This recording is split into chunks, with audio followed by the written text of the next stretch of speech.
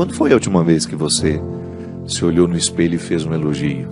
Por uma conquista que você fez, que você viveu, por ser quem você é pela história, pela soma de tudo, defeitos, qualidades, fracassos, vitórias. Quando foi a última vez que você se ofereceu o conforto de se elogiar? Não sei. Eu tenho, de vez em quando, o hábito de olhar para mim e de apontar todos os defeitos que eu conheço. Mas não tenho muito hábito de reconhecer o que é bom, o que já está bonito. Não tenho mesmo. E como sou uma pessoa pública e esbarro o tempo todo, no elogio de pessoas que me admiram, sinto que às vezes fico incomodado. Sim, quando você está com alguém que te elogia demais, você vai indo e perde o assunto, Mas eu não estou falando do elogio que vem de fora. Esse é bom receber na medida certa, quando as pessoas não te idealizam, quando elas estão elogiando aquilo que você sabe que é verdade. Porque é muito desconfortável quando o outro elogia algo que não é verdadeiro em você, que ela imaginou que fosse, que é fruto da cabeça dela e não da sua realidade. Isso acontece muito. Mas quando você identifica em você essa capacidade de fazer-se um elogio. Eu digo isso, minha gente, porque é tão necessário. É por isso que a gente precisa tanto ter interesse pela história do outro para a gente poder entender o outro. Por que tal pessoa tem tanta facilidade de decidir, de ir, de buscar, de dar certo, de ser empreendedor?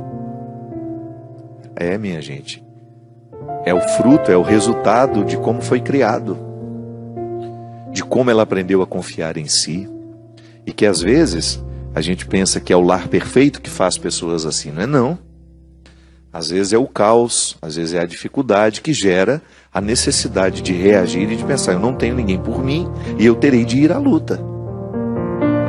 Também tem gente que reage contrário, ela foi completamente desprezada e a gente espera que aquela pessoa vá viver vítima a vida inteira e de repente não.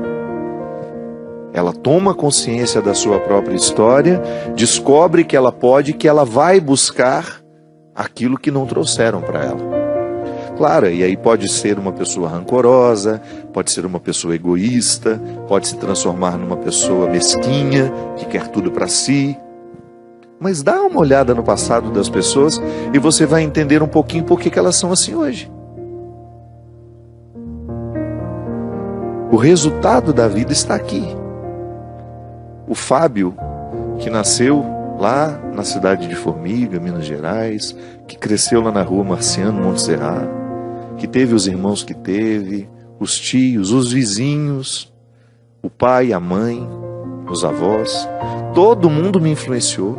A escola que eu frequentei, os professores que passaram pela minha vida, os amigos, os coleguinhas de escola que tiveram influência sobre mim, tudo isso está aqui, registrado dentro de mim. E é este homem que precisa olhar no espelho e de vez em quando elogiar-se. Como uma forma generosa, de agradecer tudo aquilo que nós conseguimos alcançar.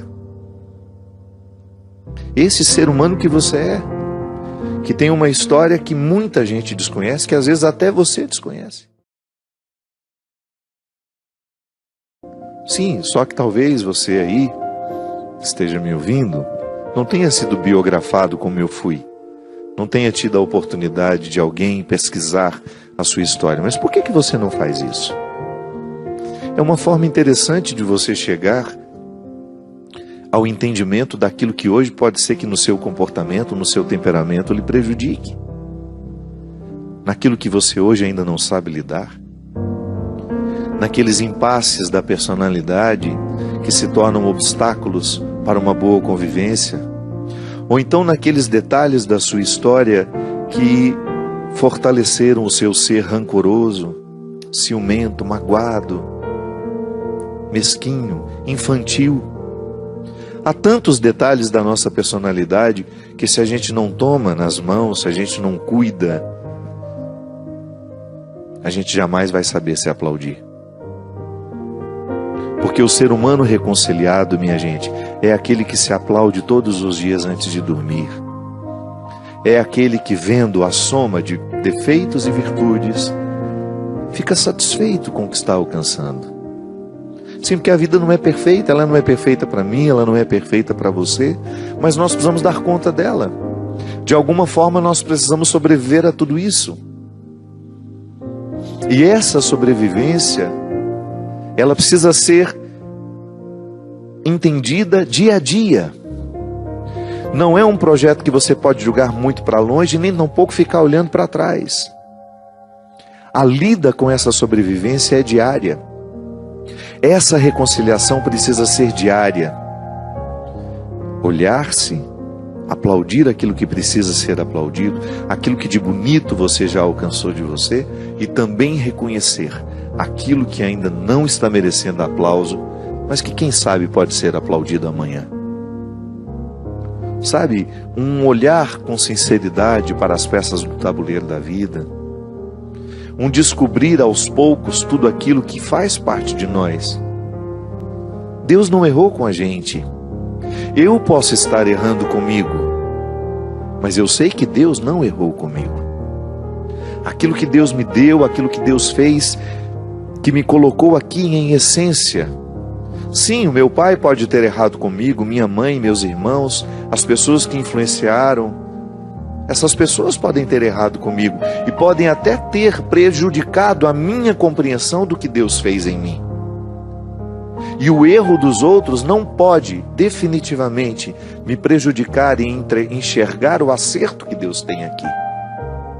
É por isso que a minha vida ela é marcada pela cura diária. Ainda hoje falávamos sobre isso. Como nós necessitamos ser curados de nossos antepassados, de situações que nós vivemos, conscientes ou inconscientes. Para que a gente olhe para o resultado que está aqui, hoje, nesse dia, nesse horário, e você tenha condições de projetar a continuidade de tudo isso. Sim, o que Deus acertou, quando Ele me projetou, quando Ele projetou você, foi para que nós buscássemos ao máximo as possibilidades que estão em nós. E não é justo a gente viver de um jeito que prejudique achar essa riqueza que Deus nos deu. Sim, o nosso estilo de vida às vezes pode prejudicar muito o garimpo de todas essas preciosidades. Às vezes nós vamos fazendo escolhas muito infelizes, muito superficiais, a gente vai colhendo muito pouco de nós, porque a gente vai se acostumando com a mesmice, a gente vai vivendo uma vida mesquinha, quando na verdade o nosso empenho deveria ser diário em ir buscar a nossa melhor parte. Eu tenho, graças a Deus, vivido um momento assim, meus conflitos estão todos dentro de mim, não estão resolvidos.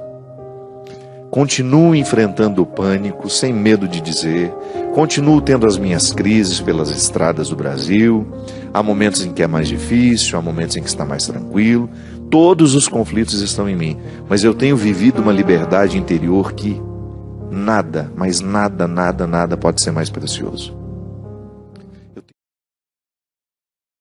tenho vivido uma liberdade tão grande que eu sei que foi fruto justamente das minhas dificuldades. Sabe, alcançado o direito de ser quem eu sou, sem precisar ficar criando um personagem para agradar este ou aquele. Chega de você viver construindo personagens para agradar as pessoas. Não é justo você viver para agradar os outros se você não está agradando ou correspondendo à essência que Deus pôs em você. Ah, mas aquelas pessoas não vão gostar mais de mim, não tem problema. Outras gostarão. Não se preocupe. O que tiver que ficar, ficará. O que tiver que de partir, partirá.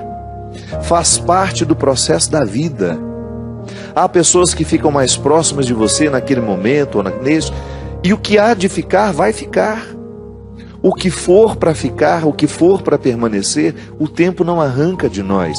Eu perdi essa ansiedade. Porque a minha liberdade interior me faz caminhar não para fora, mas é para dentro.